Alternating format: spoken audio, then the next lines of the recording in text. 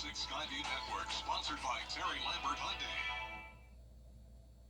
We have some storms happening now on Live Viper 6, and some of these storms are capable of producing not only the frequent lightning, but also the gusty winds. And of course, all of this heavy rain could lead to some minor flooding. I'll have all the details coming up. Right now on News Channel 6 at 5, an Aiken teenager facing a murder charge tonight in Myrtle Beach after a shooting at a basketball tournament. We're going to hear from the victim's family. Plus, Tax-Free Weekend is back in South Carolina. What you need to know before heading out to shop. And it's almost the start of the new school year in Columbia County. Look at the changes students might see there as Your News at 5 starts now. Live from Television Park, this is WJBF News Channel 6 at 5.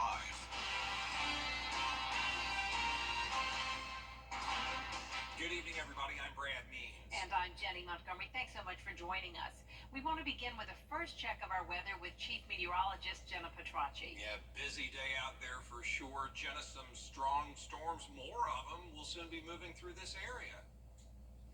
Yeah, that's right, Brad. So right now on Live Viper 6, the good news is that we don't have any severe weather, but as he mentioned, some of these storms are pretty strong, producing the gusty winds and also the frequent lightning. The main line here is anywhere from McCormick County down to Washington County.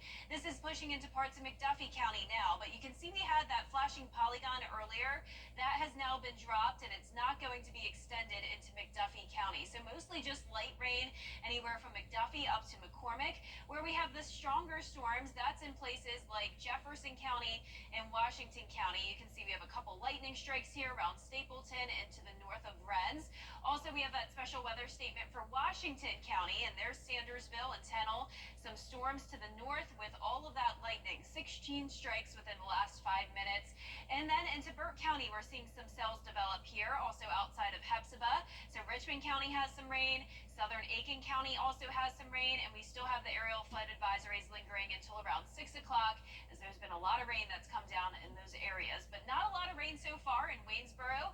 You can certainly see it looks stormy outside, but so far the roads look good there on our Terry Lambert Hyundai Skyview cam. But a place that did get a lot of rain is Aiken County, with over the last 3 hours showing amounts from around 1 to 3 inches. And if we were to show the 6-hour rainfall totals, those amounts would be even up to around 5 inches. Now, Jenkins County also have picked up a lot of rain, parts of Screven as well. But the good news is that we don't have any severe weather, as I mentioned, and no significant flooding happening. Upper 70s to low 80s at the moment, so a little bit cooler today from all the cloud cover. 79 in Augusta, 77 in Gibson, Saluda a bit warmer at 87. Winds coming in from the southwest, a little bit breezy here and there, especially within the thunderstorms, of course. And for the rest of your Monday evening, we'll see that chance of rain sticking around with temperatures in the mid-70s. Coming up, I'll have a look at your full Viper 6 forecast, but back to you. All right, Jenna, thanks. An Aiken teenager facing a murder charge tonight after a shooting in Myrtle Beach. Police there say 18-year-old Gary Abraham of Aiken is charged in connection with the death of 16-year-old Jacoby Taylor. Taylor in town for a basketball tournament at the beach. Investigators say the shooting happened July 20th. Abraham was in court yesterday. Bond was denied. The victim's family says they learned about the arrest of the suspect over the weekend, and they're still trying to figure this all out. We've not slept. Our bodies are tired.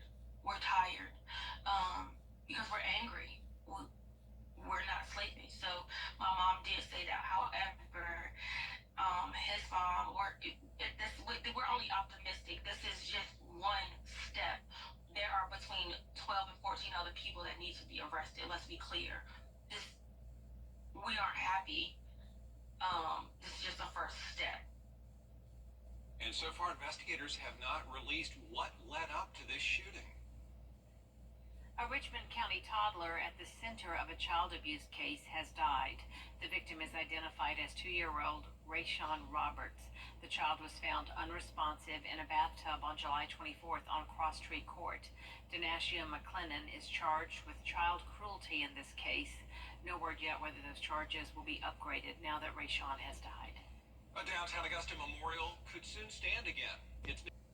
We are only a week away from school starting in most of our Georgia counties. In Columbia County, some schools under construction are having to make adjustments. Hannah Letier's live at Lakeside High School with an update. Hannah? Brad, Jenny, some older schools in the district are getting upgraded, disrupting operations, but there is a plan in place. The brand new Westmont Elementary School's open house has been moved to Sunday to make time for finishing touches. I think this eases some minds so we can even get more done before the opening of school. We'll still have a few things that we'll be finishing up, but most of the students probably won't notice that. All the rain we've been getting has slowed the progress. So when you're talking about paving, striping the new paving, laying concrete, any of that, which is some last minute work that happens on a new school, that makes it a little more difficult when you have rain and weather like this. Lakeside's student parking lot is still under construction, so there is a new traffic and parking plan in place for the start of the school year. Students can park at Lakeside Park, the athletic complex, or the lot across from the running track. Similar construction will begin soon at Evans High School. People from Lakeside probably have already seen that progress happening. I think both areas are going to feel a little bit of traffic difficulty this year, and then parking will be a challenge until we get the new parking lots paved. That'll probably be sometime first, second semester when that'll happen. Lakeside parents are looking forward to the upgrades, including a new performing arts center and renovated classrooms, but they worry about the traffic. The whole traffic jam that's about to happen because you have both the middle school and the high school coming in at almost the same time, same directions. So I'm ready to see just the transition, not only for my daughter but for the school itself, because I know it is trying to improve and make those adjustments for the public and for all the kids, because I know we have a lot of students in that school and we're limited on space. So I'm excited just to see the change. And we'll have a link at WJBF.com with more information about how the school district plans to handle traffic flow. Live in Evans, Hannah Letier, WJBF News Channel 6. A program that promotes safe driving kicking off today at North Harlem Elementary School. The goal from AAA is to remind drivers to look out for school buses. A new Georgia law means tougher penalties for drivers who pass a stopped school bus, so pay attention to school zones and all the pedestrians, young and old out there. Schools are back in session, and really that's the main message. And not only are the motorists going to be back on the road, but they're going to be traveling through these school zones that have been closed for the summer. In addition, there are children that are going to be getting off the bus, that are going to be walking to school. So it's just important to pay attention to the rules of the road so that any injuries or fatalities can be eliminated during the school season. And drivers who are convicted of illegally passing a school bus in Georgia now face a fine of up to $1,000, up to 12 months in jail, or both. Allendale County schools are back in the classroom this week. There are changes for the new year. The district's metal detectors, everyone goes through them at entry. Staff will also do random wanding. The number of students picked will change daily, and it will not be announced. We've had problems with vaping. We've had problems with the cell phones coming in. So we want to make sure that that all our children are following the rules that are enforced or that are set out in our behavior code of conduct. Also, if the student brings a cell phone to school, it'll be confiscated and put in a lockbox. South Carolina's annual sales tax holiday starts on Friday. It helps people save money when they shop for school supplies. Bria Smith spoke to people who could benefit. Brad, well, while students in Aiken County have already made their return to schools or school, folks I spoke with say this upcoming weekend is beneficial. For a little bit of help, especially with people with kids and stuff. I didn't know I had to start out brand new today with these prices like they are right now. I know it's rough on these people, these young people. It's got to be very rough on them. But starting on Friday, August 2nd, those living in South Carolina will get some temporary relief on school-related items. That's better than it going up $8, isn't it? South Carolina's annual sales tax holiday gives people the chance to spend on selected items without having to also pay the state's 6% sales tax. His dad is in college, and We just spent almost $200 on school supplies right now. Samantha Clark tells me with costs rising, any discount is significant. Everything is so high. What you bought 2 years ago is probably doubled now. So it's really high, and I'm an accountant, so numbers is my thing, so I really pay attention to stuff like that. You won't have to pay tax on things like typical school supplies, computers, and technology, clothing, and more. Because every little bit of help, any savings, you know, on $100, that'd be what, $8? So that'd count up, you know. It's not that much, but it's a big savings. And again, those dates are August 2nd to the 4th, and an item overview of the things that won't be taxed start on Friday can be found on WJBF.com. Jenny? All right, Bria, thank you. You've heard a lot about ketamine, sometimes called Special K, in the news. Tomorrow on Jenny, get a fresh perspective about the medical benefits of the drug. The area's first ketamine infusion clinic recently opened in Evans. It's an innovative treatment option for various conditions, including chronic pain, detox, and drug-resistant depression. Medical Director Lauren Bursey says these 40-minute infusions can also help people with OCD, PTSD, and anxiety. How many treatments would be effective? So clinical data shows that 6 treatments over 28 days. Most patients will come in for an infusion on a Tuesday, a Thursday, and we do that the whole way through if that works for them. We have several patients who come to us straight from alcohol detox, and so we do more intensive therapy and close monitoring with them over those 28 days. I have some patients who have had trauma, they've had child loss, and so they do maybe 4 or 5 infusions. Much more about Elevated Health Augusta Infusion Clinic, plus a look ahead to a Women's Wholeness Conference at the Kroc Center, and how you can support the 4th annual Stuff the Bus event for Columbia County Schools. It's all coming up Tuesday at 12:30 on 99 days left until Election Day. Both candidates for president is practically living on the campaign trail these days. And they're both enjoying a boost from their parties. Closer look next. And we have scattered showers and storms happening across the CSRA and another threat of severe weather tomorrow. I'll have all those details coming up.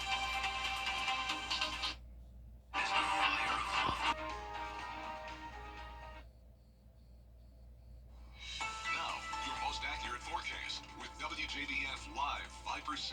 Welcome back. Let's start right out with radar. We are still seeing a few strong storms around and some very heavy rain. Starting out, though, towards the north, it is just light rain anywhere from McCormick County into Wilkes County, very widespread. Then as we go into Aiken and Richmond, we do have spotty showers and storms all about. We had a lot of rain picked up earlier in parts of Edgefield and Aiken, so those aerial flood advisories go until around 6:15 for the potential minor flooding in those poor drainage and low-lying areas. Then as we go down towards the south, Burke County finally seeing some rain as well, and a lot of lightning around the border of Burke and Jefferson, right outside of Rennes with a heavy downpour. We have a special weather statement in effect for Johnson County. Wrightsville has one heavy cell over it, also up towards Harrison, and some lightning all around Sandersville and Tennell. The special weather statement is just for the frequent lightning and also the wind gusts up to around 40 miles per hour. So the good news is that we are not really expecting severe weather tonight, but keep in mind we do have the threat of flooding with all of the rain we've had lately. These are the rainfall totals over the last 7 days, and it's pretty impressive across the entire CSRA. There are a few spots, such as in Bamberg, Allendale, and Barnwell, that have only seen around 1 inch, but other places have gotten over 6 inches of rain. Augusta Bushfield is one of those places. Total rainfall for the month is up to 8.39 inches, when on average we have under 5. Now, we did not make it to that record, though, for a July rainfall. That would be 12 inches, so that would have been a very, very wet month. But all of this rain has definitely helped with our drought, so that's good news. All right, Terry Lambert Hyundai Skyview Cam showing a very cloudy view here at Washington Road. It is dry at the moment. 80 degrees, feeling like 84. A humid day with an east wind at 8 miles per hour. Mid-70s through mid-80s. A little bit cooler in places with the rain. We have this trough of low pressure across the CSRA, and that's what's stirring up those scattered showers and storms, leading us to be under this threat of marginal severe weather tonight for the gusty winds. And then once again for our Tuesday, another marginal risk of severe weather. So overall, pretty wet for your Tuesday. Temperatures starting out in the low 70s, climbing into the low 90s, so it will be a hotter day. And eventually to 95 on Wednesday for the last day of July, and 97 to kick off the new month. 98 for your Friday, and then back to around average over the weekend. Back representation of what we're seeing as we go into around 7, 8 o'clock. That pushes down towards the south, and we will start to dry out through early Tuesday morning. And then as we pick things up Tuesday late in the morning, we will see this complex of thunderstorms develop. Now, there is still a lot of uncertainty with the timing here. We have other models showing this form much later in the day, but keep in mind that there is the potential of some rain late in the morning through Tuesday afternoon, with some of those cells containing the gusty winds. And of course, we continue to have the threat of flooding for our Tuesday as well. That rain continues on and off throughout the weekend or into the evening. And then as we go into next week, we have a tropical disturbance that can form. This could be Debbie. Chance of development at just 50%. Very large cone here, so the path is still very uncertain. But either way, whether it moves into the Gulf of Mexico or the Atlantic, we could have some impacts here in the CSRA. So this would be our fourth named storm of the 2024 season. Our lows tonight will be in the low 70s, and our highs tomorrow will be in the low to mid 90s, right around average. In that 10-day forecast showing the 50% chance of rain tomorrow, down to 30 for Wednesday. Pretty dry first couple of days of August as we heat up into the upper 90s. A few showers and storms again over the weekend as well. All right. Thanks, Jenna. Thanks, Jenna. One person injured when flash flooding swamped Dollywood up in Tennessee. Look at that. High waters took over parking lots and sidewalks over the weekend. They had to shut down one of the entrances after the road collapsed. That area saw about 5 inches of rain yesterday. Cleanup efforts continue. Coming up, a new study takes a look at the best places to retire in the United States. Yeah, where Georgia and South Carolina rank on that list. Next.